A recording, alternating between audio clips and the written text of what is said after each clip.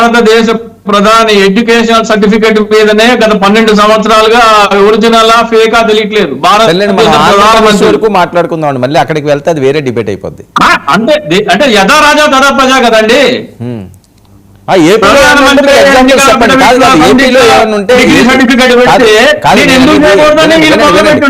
కాదు, ఇప్పుడు బీజేపీ గురించి మనం మాట్లాడలేదు. బీజేపీ వ్యక్తి అక్కడ ఉన్నప్పుడు మీరు అది మాట్లాడినా సమంజసం. ఇప్పుడు ఏపీకి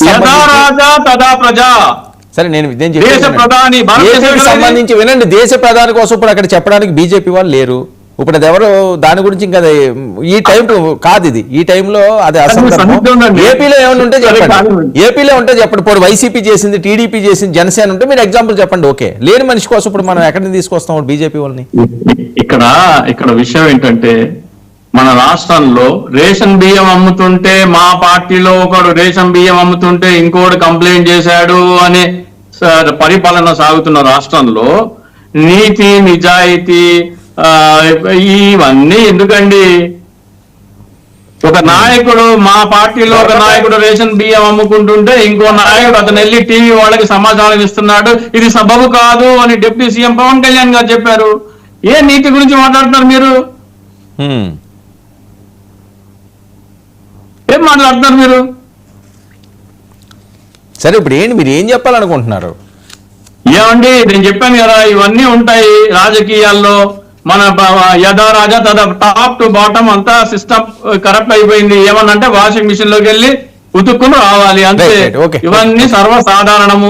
అందరూ వంశీ రెస్పాండ్. సార్ వర్మ గారు, మరి మన చిన్నపిరెడ్డి అన్నయ్య ఇప్పుడే తమ్మినేని సీతారాం గారితో మాట్లాడొచ్చాడట. అవును, ఇది 8897238999. సీదిరప్పలరావు తమ్మినేని సీతారాం గారి contact number, recorded in assembly records లో ఉన్నటువంటి కాంటాక్ట్ నెంబరు. నేను ఒకసారి ప్రయత్నిస్తా. మరి సీదిరప్ప అన్నయ్య, తమ్మినేని అన్నయ్య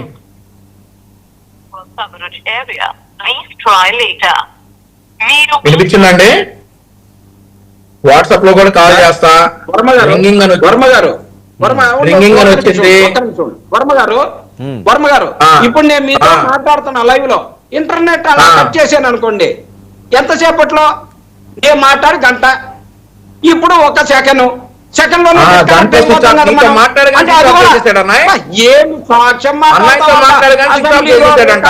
సరే. ఓకే, కాదు చిన్నరెడ్డి గారు, మీరు మాట్లాడారని అనకండి. ఇప్పుడు ఆయన కోసం పోలీసులు ఎంక్వైరీ చేస్తున్నారట. అనవసరం మీరు ఇరుక్కుంటారు. మీరెందుకు ఇందులో దిగుతారు? ఈ టైంలో మీరేదో ఫ్లోలో చెప్తే చెప్పొచ్చు, కానీ ఇప్పుడు ఆయన కోసం పోలీసులు చూస్తున్నారు అంటున్నారు. మీరు మాట్లాడారని మీరు లైవ్ లో చెప్తే ఈ వీడియో చూసారంటే మిమ్మల్ని అరెస్ట్ చేస్తారు. మిమ్మల్ని అడుగుతారు ఎక్కడ మాట్లాడే, ఎలా మాట్లాడేవని. ఎందుకు ఇవన్నీ? వర్మ గారు, నేనేమన్నాను, అసెంబ్లీ రికార్డుస్ లో ఉన్నటువంటి చంద్రబాబు నాయుడు గారు ఫోన్ తీసి అలానే బహిరంగంగా చెప్పి ఒకసారి ఫోన్ చేయమనండి, ఏం పలుకుద్దో చూద్దాం. ఎందుకు చేస్తాం? చంద్రబాబు నాయుడు గారు పారిపోలా, ఫోన్ చేయమంటారు కదా, నిన్నేమంటాను నేను? అసెంబ్లీ రికార్డు నెంబర్లు ఉంటాయి కదా, పోనీ చంద్రబాబు నాయుడు గారు ఎత్తుతారో చూద్దాం, లేకపోతే పలుకుద్దో చూద్దాం, లేకపోతే చూద్దాం. చెయ్యి. ఊరక నోరుంది కదా అని బురదేయడానికి రకరకాల ప్లాన్లు వేసుకొని వచ్చి మాట్లాడటం కాదు. ఇంటర్నెట్ ఎంతసేపట్లో కట్ అయింది, సిగ్నల్ ఎంతసేపట్లో పోద్ది, లేకపోతే ఫోన్ ఎంతసేపట్లో స్విచ్ అయిపోద్ది, ఇవి కూడా తెలియని అజ్ఞానమైనటువంటి పరిస్థితుల్లో పెట్టి అదేదో పెద్ద సాక్ష్యం లాగా చూపించి మాట్లాడేటటువంటి పరిస్థితిని అంగీకరిస్తే మనం ఏం చేయలేము.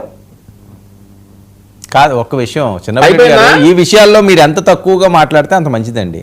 నేను మాట్లాడాను, నేను చూసాను, ఆయన ఇంట్లో ఉన్నారు, ఇలాంటి అనకండి. ఇప్పుడు సిచ్యువేషన్ వేరే రకంగా ఉంది కదా, మీరెందుకు అందులో?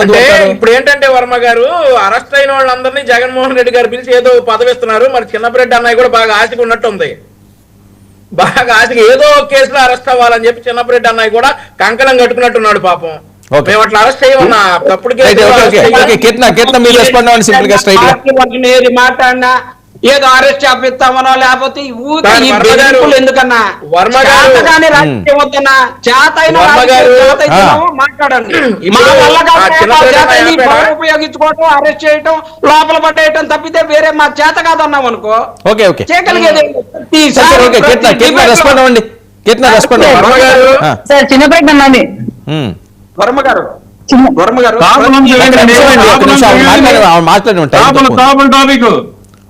కాపుల్ టాపిక్ ఏమైపోయిందండి? మీరు ఇంకా వాషింగ్ మిషన్ లోకి వెళ్తే ఇంకా ఎక్కడ వస్తుంది?